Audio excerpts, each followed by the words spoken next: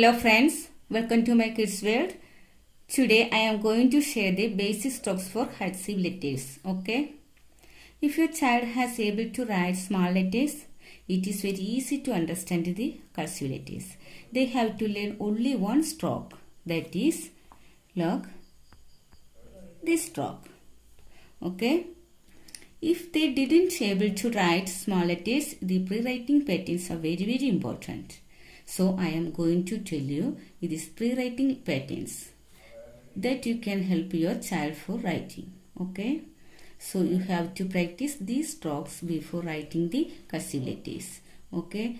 These are the basic strokes. Look. Small slanting lines. Long slanting lines. Okay.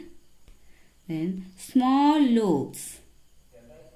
Small loops. Then upper loops.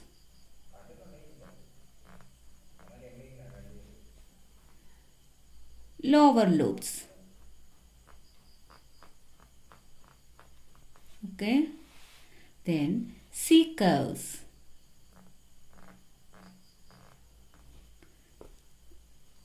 Down curves. Up curves. These are the basic strokes. You should practice these strokes before starting the cursive letters. Okay. In my next video, I will share you how to write cursive letters easily.